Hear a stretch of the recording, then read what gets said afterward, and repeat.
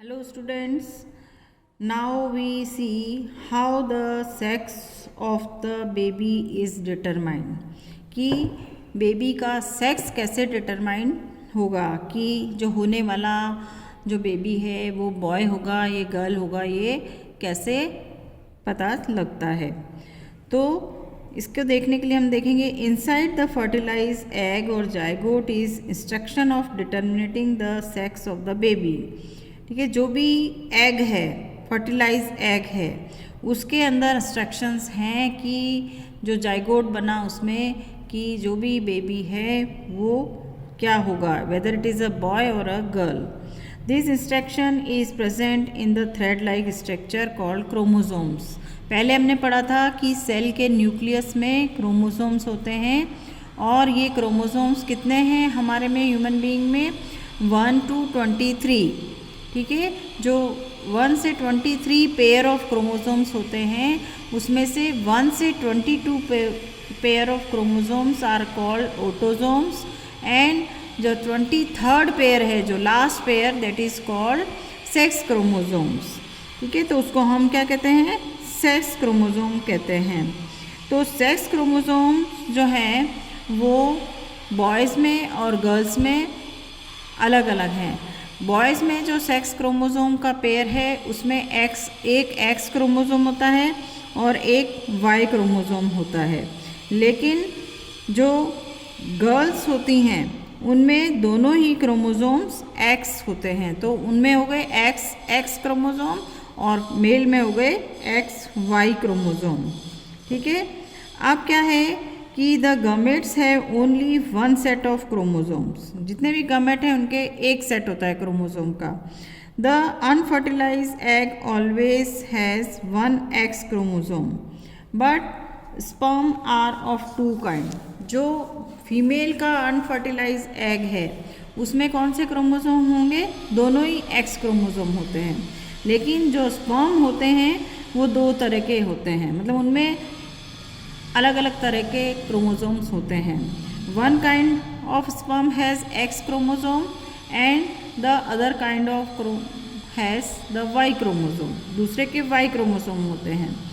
अब अपन देखें फिगर में कि जो ये स्पर्म है इसमें ये जो स्पर्म जब अपनी जो सेल है मेल की वो डिवाइड होगी तो उसमें एक एक्स और एक वाई क्रोमोसोम अलग अलग हो जाता है और जो फीमेल का एक्स क्रोमोसोम भी अलग हो जाता है ना, जब ये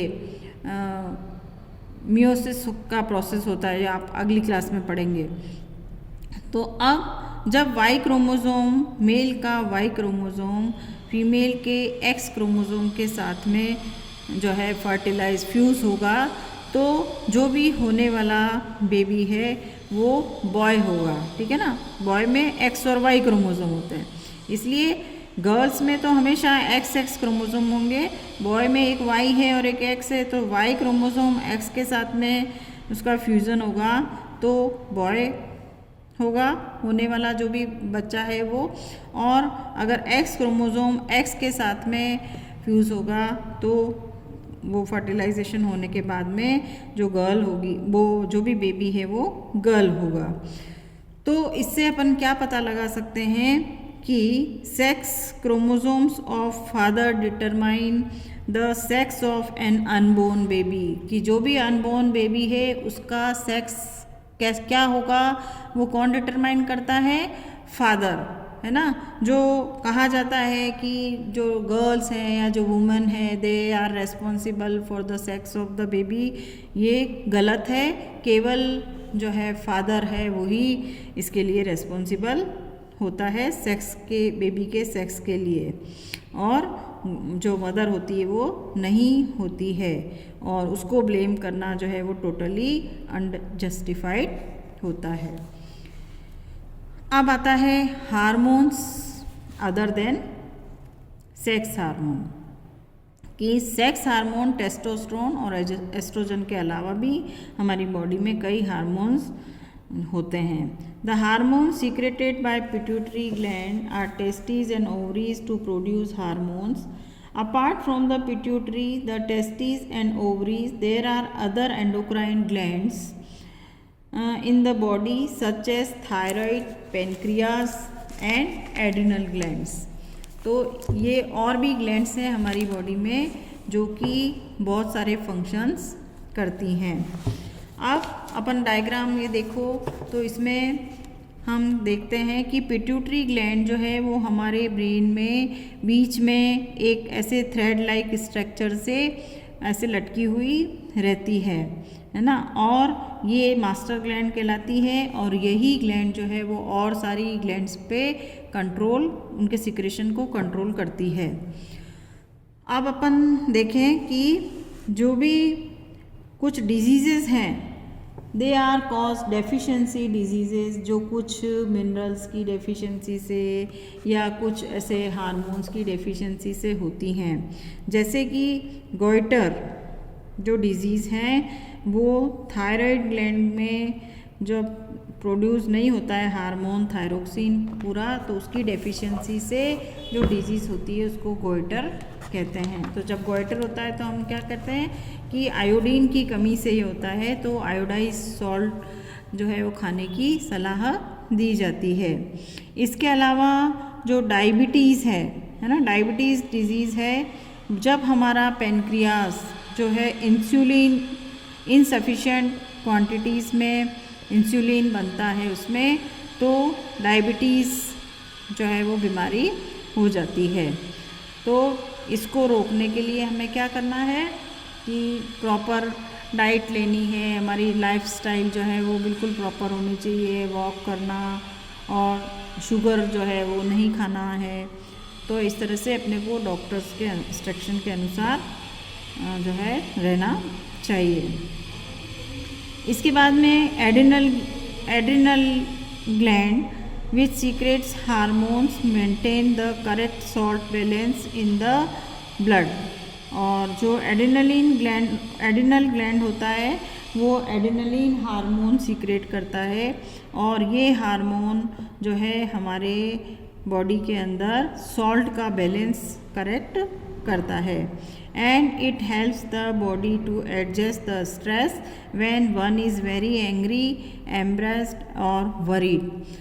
और ये जो एड्रिनलिन हार्मोन है ये क्या करता है कि जब कभी भी हम स्ट्रेस में हैं या जब कभी भी हम बहुत गुस्सा हो जाते हैं तो उसको वापस सही पोजीशन में लाने का काम जो है वो एड्रिनलिन हार्मोन करता है। कि हम स्ट्रेस में हैं या हम बहुत गुस्सा हो जाते हैं, फिर थोड़ी देर बाद हम शांत हो जाते हैं, तो ये करने का काम एड्रिनलिन हार्मोन करता है। फिर आता है thyroid and adrenal secrete their hormones when they receive order from the pituitary gland through its hormone, and pituitary gland also secretes growth hormone which is necessary for normal growth of a person। तो जो pituitary gland है ये दूसरी gland thyroid gland, adrenal gland सबके ऊपर ये control रखती है और सबके हार्मोन्स जो है उनके सीक्रेशंस को सही अमाउंट में सीक्रेट करती है। अब अपन देखते हैं कि कुछ इंसेक्ट्स जो हैं वो एडल्ट बनते हैं, तो यंग वन से जो एडल्ट बनते हैं उनमें बहुत सारे वो स्टेजेस के थ्रू गुजरते हैं। जैसे कि the caterpillar has to pass through various stages to become an adult moth. Caterpillar को एडल्ट मोथ बनने के लिए बहुत सारी स्टेजेस से पास होना पड़ता है। इसी तरह से टेडपोल से जो फ्रॉग बनता है उसको भी वेरियस स्टेजेस से पास होना पड़ता है। तो the changes from larva to adult through a drastic changes is called metamorphosis. This we have learnt in the last chapter. Metamorphosis in insect is controlled by insect hormone, और ये metamorphosis भी insect hormone से control होता है। In the frog it is controlled by thyroxine and the hormone produced by thyroid। Frog में thyroid gland के द्वारा जो थायरोक्सिन हार्मोन सीक्रेट होता है, it controls the growth of the frog. Thyroxine production require the presence of iodine in water, और thyroxine का secretion कब होगा, जब वाटर में आयोडीन जो है वो अच्छी क्वांटिटी में होगा। If the water in which tadpoles are growing does not contain sufficient iodine, sufficient amount में आयोडीन नहीं होगा तो tadpole can not become an adult, और तो वो एडल्ट नहीं बन पाएगा। तो इसलिए जो है हमें जो हार्मोन्स हैं उनका सिक्रेशन हमारी बॉडी में प्रॉपर होना चाहिए ताकि कि ग्रोथ प्रॉपर हो सके।